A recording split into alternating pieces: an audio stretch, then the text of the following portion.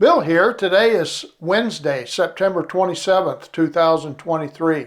Today we want to talk about what are the best ways to invest in gold. Now last week we looked at the various ways that people invest in paper gold and how physical gold is superior to have the true diversification and full exposure to the physical metal.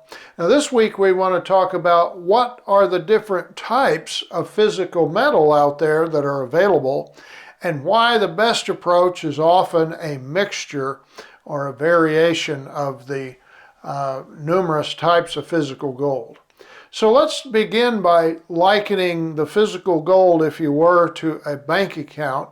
And if you look at banking products, and we're only using this as an example, something to relate that hopefully will make sense and you can understand the different types of physical gold. But if we think about a checking account, sometimes the checking accounts will pay interest. Probably not a lot of interest, but they'll pay interest, but the money is fully liquid. And that would be like bullion bars. Bullion bars are very liquid, but there's not a lot of, not as much earnings on them. There's not as much premiums. They're going to be less expensive to purchase. You'll also not get as much when you go to sell them.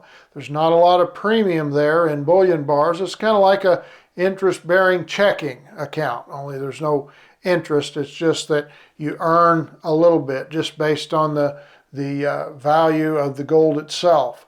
And one step up from that we would call bullion coins, would be like a money market account. It's still fairly liquid, but it has a little bit more earnings. And you'll notice that when you go to purchase your bullion coins, you usually are going to pay a slightly higher premium than a gold bar, but also when you go to sell, you will also get more premium at that point. So you can have a little bit, there's more premium there, both on the buying end and the selling end, but you can usually do a little better with the coins than you can the bars over a period of time.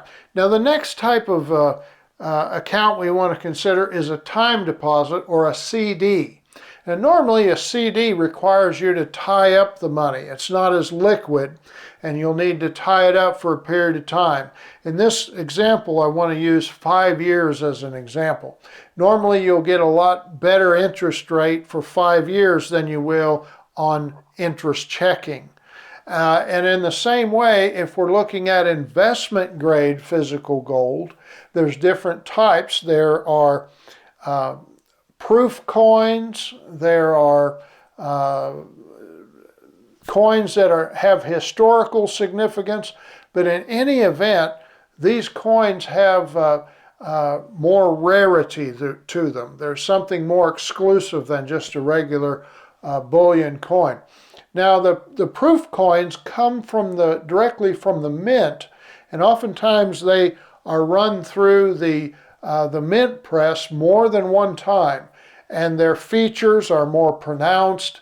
They also often will have a glossier shine than a regular bullion coin. But in any event, there's not going to be as many of those minted. And so they'll come directly from the mint to the dealers. The dealers will have them graded, and I know the United States Gold Bureau specializes in some proof 70 coins. 70 is the highest grade you can have for a coin. It speaks to the rarity, it speaks to the condition, and so those are investment grade type coins you're going to pay a higher premium for, but over time you're also going to have the greatest earnings. And they add more stability to a portfolio. For example, over the last week, and all the details are in the write-up, but over the last week, the price of bullion has come down. It's been a sale week for the metals in general, but on a more rare coin, such as a proof set, or in other investment grade coins, or historically significant coins, those tend to hold their value through the peaks and valleys of bullion prices. And over time, I know and at the Gold Bureau, they also keep track of your purchases. And I've noticed that on my bullion purchases, the greatest gains that I have are on the proof 70 sets. Those tend to increase more in value over time, but you need to have time. You're going to pay a higher premium to purchase them. You'll need a little bit more time to make that up and then make up more profit on the other side. And they're also not quite as liquid. You'll need, you might need a couple weeks to have those sold versus bullion coins, those sell all day long, every day. But on the more expensive investment grade, you'll want to give it a little more time before you sell it, like 2 weeks to a month, because you want the right kind of buyer that appreciates the value you have there.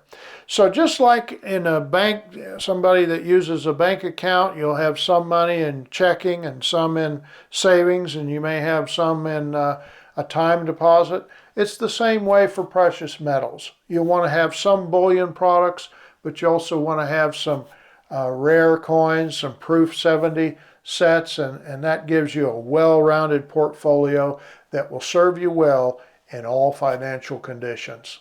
Thanks for tuning in. We'll talk to you again and see you soon.